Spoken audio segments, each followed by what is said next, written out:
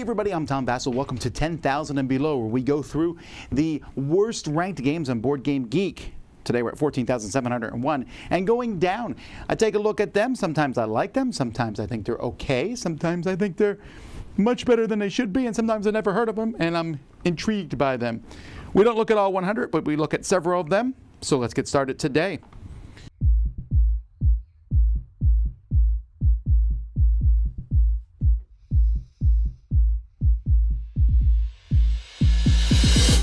So I always take a look at the first one, because the first one, I don't know why. Schoko Hexe. Then Avalon. That's pretty low for Avalon. We'll talk about that in a second. Then going down here, we have Age of Empires expandable card game, Assassin's Creed Arena. And I want to look at this one because it's just called Bad Doctor. All right. Well, that's a good start here. Schoko Hexe. Push your luck game for kids. You want to get ingredients necessary to make chocolate. The witches are hoarding the recipe and trying to stop you? I see that now. That witch is stopping me from eating chocolate. How dare they? That's kind of a fun theme for kids. Avalon. This is one of the two-player games from Cosmos. A very widely renowned line, but not this one. This is from Leo Calavini. I have not played this one at all, actually. I tend to not like Mr. Calavini's work. Art seems to be okay. Yeah, wow. So this one, I don't know if this one ever was actually published in English from Cosmos. That's also part of it. It must not have been good enough to bring over. Looks interesting, and I would probably try it out, but maybe not. Again, I don't know. Calavini's games don't do much for me. Age of Empires expandable card game. This came out 20 years ago in the year 2000 from Journeyman Press. It's a collectible card game based on Age of Empires 2. And there was one expansion, a nautical expansion. Doesn't that look like every other? Well, yeah. You're just building different buildings. Wow, it's a very, very boring looking, the whole motif. Wonder why there's plastic figures. Now that looks nice, that Japanese. All right, the art's not horrible. Yeah, very, very simplistic stuff. Assassin's Creed Arena. Now this is a game that does not look great. And let me show you the board here. Has plastic standees and stuff. But I didn't hate this game. I thought this game was okay. One person's the assassin. They're getting in and out. The other players are trying to stop them. Actually, maybe you're all assassins going in. And then there's just different guards going around. I thought it was fine. And man, I remember when I reviewed it, there were people who were like, nah, not that good. A lot of people were not a big fan of this one. It was Cryptozoic, but I didn't think it was bad. Matt Hyra makes some good games, and I thought this one was fine. I didn't think it was spectacular, but good enough. Bad Doctor, I remember this. This is from Mayday Games. I played this one. I never ranked this one. This was a game in which you were connecting things, and unfortunately, I will rank it now that I've seen it. It's a straight up 5. It was okay. It was a tile laying type game, but it was just too lucky. I complained about the luck, and then I never actually got the game. So I only played it the one time and got it, but I never got it as a review. I mean, the art is somewhat humorous. I guess right now maybe we don't want to talk about Bad Doctors. Those doctors are pretty bad. But it was, nah. All right, let's move on here. Let's move on. There's got to be other stuff here. Got to see some good stuff here. I Say Holmes, 2nd edition. Scrabble Chocolate Edition. Monkeys Need Love Too. Is there people who are not liking monkeys? Dictator Control. And Arctia. Alrighty, those are some games we'll take a look at. I Say Holmes, 2nd edition. This is from Victory Point Games. You play a bunch of observers on your current case. You're trying to push the story forward. One of you is a double agent trying to help the villain. Oh, okay, that's interesting. It doesn't, again, not a very high rating. However, it is Victory Point Games. And their stuff has never been super high quality. The art's fine, but the Yeah, I don't know. It sounds interesting. All right, this is one of those ones where we're going to jump in on the comments and see what they say about it. A bit dull, bland, and luck dependent. Back this on Kickstarter. Oh, it was a Kickstarter one. Too difficult to get this played. The video reviews were not good. That's this person said they spelled my name wrong in the credits. I don't care about that. Boring. House rules out of the box. Fiddly, overly long, and quite dual. Ah, it's too bad. Alrighty. This is actually, it comes with an edible gold medallion for the winner, and all the tiles are edible. Well, it's not going to last long. So this is not a joke. This is actually chocolate Scrabble. Why are we ranking this? All right, I want to see how many people ranked it and said, game was okay, tiles delicious. Come on, someone say that. I used this game, but I have no idea where it ended up. Burp. Not a serious game, of course, but the chocolates are okay.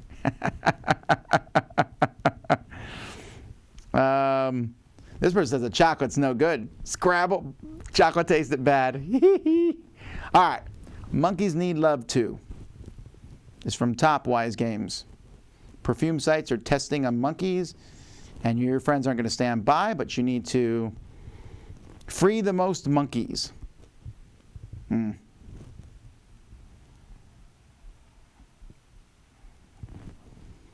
Yeah, it looks like a take that game. Dictator, Control, 2005. It's a Russian collectible strategy game. Huh. Really dark. As in, I mean, the artwork is all dark. Meh, okay. Weird name. Arctia. This is a pretty game. We're building a research station. I do like how it looks. You put the ring down, you put the piece on top. Wow, it's pretty. I wonder why it's ranked so low. It's a nice little game. 2008. Well, as always, let's see what the comments say. It's like chess with only 3 different pieces. And you get choked off, but gameplay disappointed. Doesn't move me. Abstract strategy, aim abstract, interesting tactics. Oh, okay, there's a bunch of people who hate it, but several people who like it too.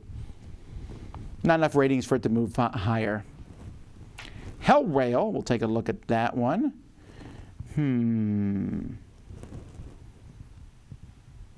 Clumpy Duns, that just is a funny name for me. Sorry Card Revenge, there's a Sorry game down here. I'm sure we'll get to Sorry at some point. Mag-O-Mag, hey, I have that game. And Fruit Bandits. All right. Hellrail, this is from Glaston Games. I've heard of this one before. Oh, this is the first edition. The second edition of Hellrail, I believe, would probably be ranked higher. Oh, it's 11,481. Okay. So we must have already taken a look at this one. You're basically taking passengers to perdition in this game. It's a train game. Wow, very, very low rating, though, for a train game. Clumpy Duns. This is, it's Jenga.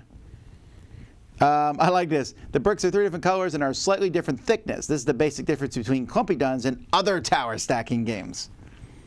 Oh, that means Mr. Clumsy. Well, let's take a look. Let's take a look on the side. Oh, that's interesting. So the bricks are slightly different thicknesses. That's intriguing. It looks like red's thinner, then blue, then yellow. That's a good picture there, that tower falling over. Sorry Card Revenge. Sweet Revenge. It's the same thing. It comes with a giant pawn.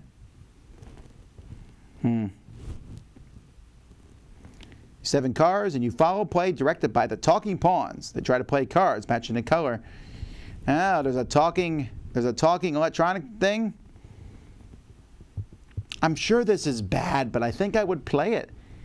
I almost want this because that giant pawn would be like a good backdrop for me. I'll have to hunt this one down. Is anyone selling it on the Board Game Geek market? I bet not. Nope. Mag-O-Mag. So this is a game. It has this board that you put between the two players, and then you play and you're both doing things. And so like the basic game, like you cannot go through a line on your side, but your opponent can. And there's several games. This took it up to 11. There is a lot of extra pieces, a lot of different things. Probably too much going on in this game. It's designed by the Toybers, Klaus Teuber from Settlers of Catan, and his grandson, Benjamin. I wonder why this one isn't higher. Maybe just, thanks, I hated it. Neat concept, but yeah, here's the thing. I agree on this, is that the novelty of this is good, but there's actually lighter games that use the exact same mechanism. This one is just too complex. That's the problem. Fruit Bandits, people stealing fruits. This is from JKLM. You're producing jam. Simultaneous. That's unfortunate that they use the same artwork on all these cards. Yeah, it looks a little too weird, I think. All right, moving down. The Princess Bride, A Battle of Wits. Baker Street has a lot of rankings, 263. Mall World has 311 rankings. I also rated that one a 5. Stomp is from 1978. Treasurefalls and Scared, which is what you say when someone says, "Are you afraid?" I'm scared. Princess Bride, A Battle of Wits. I've already talked about this before. Game Salute got the license for Princess Bride, so they made a whole pile here. And it's a bunch of goblets that you sit out in the middle of the table and you try to guess what's in each one, and people are pouring stuff in one. And the fact of the matter is it's just really random. It's not really a battle of wits. No one knows anything about iocane powder. They're just drinking and hoping that there's not bad stuff in it. It's unfortunate because I compare every game that does this, I mention it. I mentioned the Battle of Wits, but in this case, it didn't work out. Baker Street, that is not a very flattering look for Mr. Holmes there. This one's done by Mars Andre Casasola Merkel. He has done Taluva, Attica, Mortarer, Verrater, Funny Friends. He's done quite a few games. You're collecting 7 consecutive lettered evidence cards. It's in the Ravensburger Fun for 2. A little bluffing and memory game, but obviously not one that people tend to like too much. Well, that person said keep.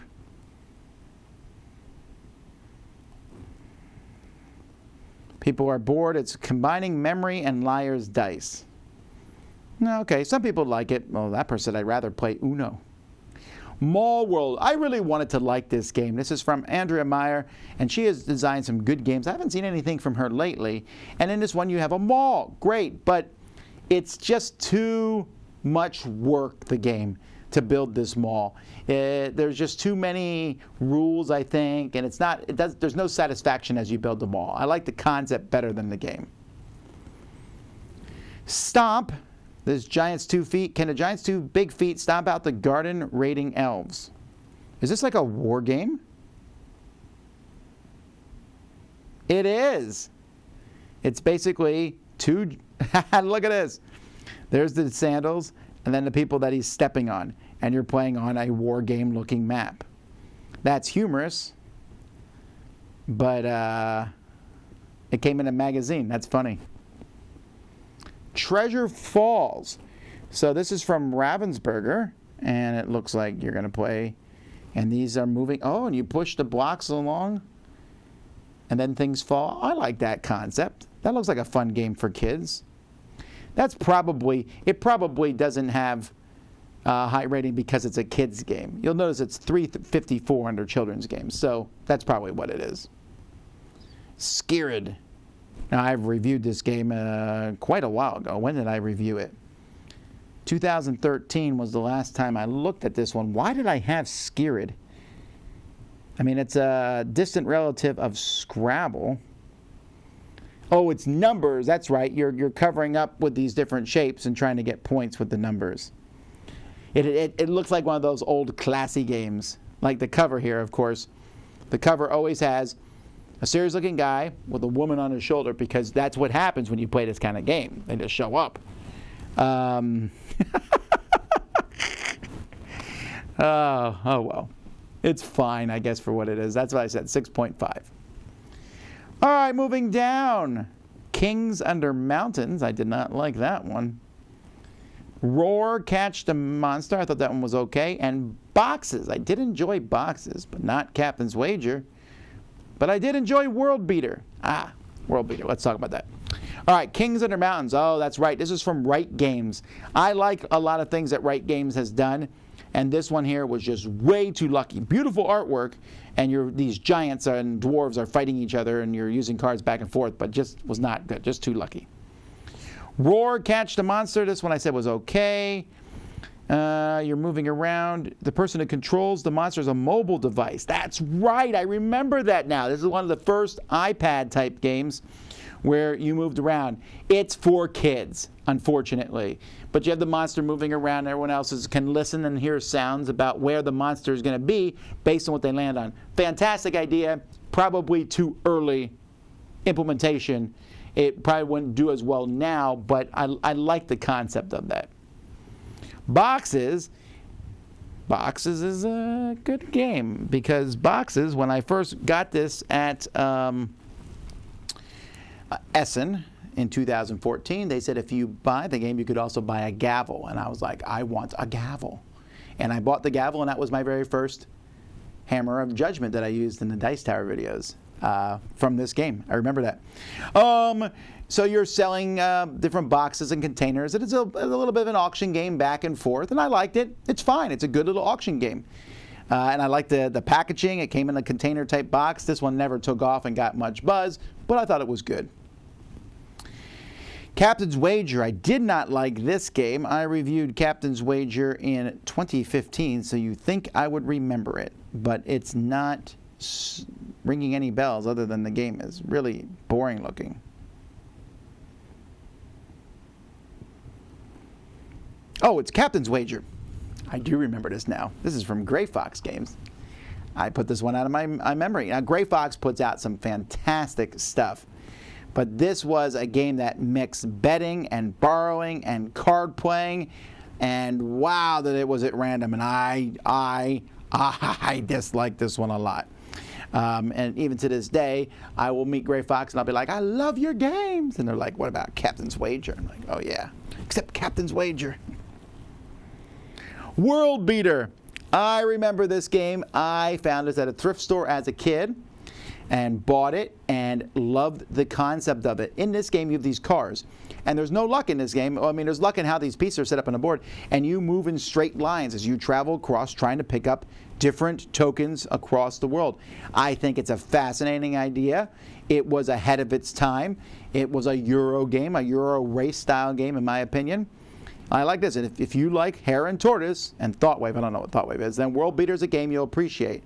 And I agree on that. That is true. If you like Hare and Tortoise, you would like this one. It was called Welton Bumner. And yeah, this is a nostalgic game, but one I think is good. And it shouldn't be ranked this low. It shouldn't even have only 36 ratings. I can't believe that not more people have heard of it. It's a game that's been around for a while. All right, we got Prize Property. Ooh, Weapons and Warriors Last Shot Launcher, but I only gave this one a 5. I like Weapons and Warriors. Well, let's take a look. Monopoly Fallout Collector's Edition. Yeah, all right, fine, it has 99 ratings. Chew, Cases of the FDA. You Are the Maniac. And Squatter, a game about squatting. All right, cool, let's take a look. Prize Property. Oh, from 1974. I feel like I've seen this game. I have seen this game. This is definitely, ooh, it has millions of dollars. 1 million, then 5 and 10. Look at those buildings, they're cool. Lightning strikes your tennis and swim club. Fire burns it to the ground. That sort of thing. There's marbles? What are the marbles for? Man, I would have loved this game as a kid. Neat. Now, why didn't I like this one? Oh, okay, this is a trebuchet. I remember why. This is a cool thing. Look, oh, I got a trebuchet and Weapons and Warriors, and it shoots the ball halfway across the room, and you have no way of aiming this thing. So that's why. All right, we'll briefly take a look at the Monopoly Fallout board. Yay. All right, whatever. Next, Chew, Case of the FDA. All right, this is from Kevin Wilson from IDW. This is based on a comic I remember hearing about this one, but I never did play this. Wasn't this a Kickstarter, I wonder? So what? This one just must not have got played very much. You have to play with strange food, or otherwise there isn't a reason to stop you from playing powerful cards. First player has a clear advantage. Yeah. Oh, the game's about cannibalism? Well, all right. You are the maniac. Okay, so you are the maniac. This one, I know ahead of time why it's ranked so low. It's probably a decent game. But you are the maniac, well, until Dungeon Dice Kickstarter is fulfilled. That's fine. Poorly written instructions. Golden Bell. Yep, so this one was made by Golden Bell. But the main thing here was that it's a ripoff of Guillotine. It is straight up Guillotine, which came out earlier. So this was a straight up copy of it, but because it used a different theme and everything. But it's hard to be even a little bit, you know, a fan of a game that straight up copies another game. Squatter, an Australian sheep farming game. It's an older looking game. I like that middle board going around there. I like those little sheep tokens. Alrighty. It's fun to look at these older games. You know, some of them you come in through here. Alright, we'll take a look at Barking Up the Wrong Tree. And then Knuckling Knights. Well, I know what Knuckling Knights is. We'll talk about that. War Quest. Oof, War Quest is pretty low here. Exit.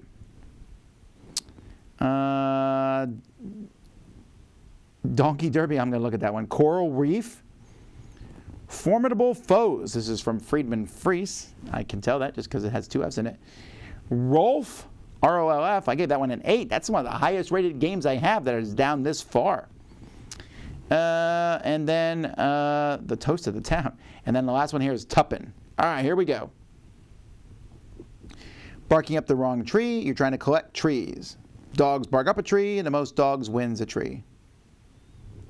Okay. Knuckling Knights. This game comes with a dice tower. It's not a great game, though. It's just, you're just dropping these guys in a dice tower and hope they don't fall in holes. It's for kids. But it comes with a dice tower.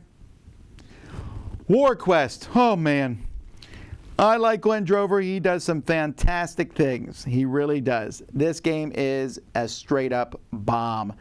Tons of miniatures. Looks really cool. It's hard to tell what any of the different miniatures do. Combat's confusing. The board is a mess. Usability is bad. This is a really bad game, in my opinion. Maybe others. There are some 10s here, but really like the game. Big reviewers slammed it. But I do not always agree with them. Sure. But why'd you give it a 4 then? Broken game with appalling rulebook. I agree. Something of a fixer-upper. Yeah. Terrible game. Broken. Terrible rulebook.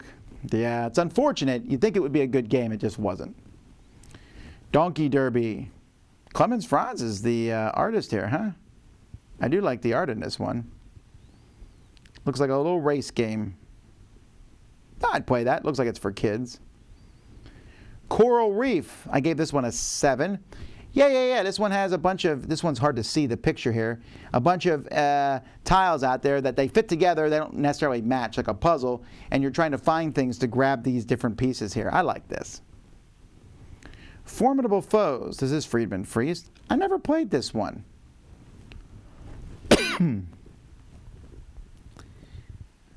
Why did I never play this one? When did it come out? I like the artwork. I like Friedman Fries' stuff. 2006. Wow, this is certainly one of his lower style games. Boring. A Euro dungeon crawler. Okay, well, he tries to make cool things. Rolf, R-O-L-F. A party game, and there's an unfinished phrase. Everybody was kung fu. And then the next thing is fighting, but you can't say fighting. You have to say something different that starts with F. Shame on you all. All right, Tuppen is a public domain game. A popular trick-taking game in Germany and Netherlands. A 32-card deck. Meh. All right, public domain game, neat. And that is the end of another 100 games. All right, folks, if you have games that you think I should have talked about, the comments is your chance to tell people how great those games are. And that's it for another week of 10,000 and Below. I'll see you next week with even more games as we continue to dredge the bottom. But like I said, we do find games that are pretty cool as we go down through here, or just games that are interesting to look and talk about. All righty, until next time, I'm Tom Vassell, and you've been watching 10,000 and Below on the Dice Tower.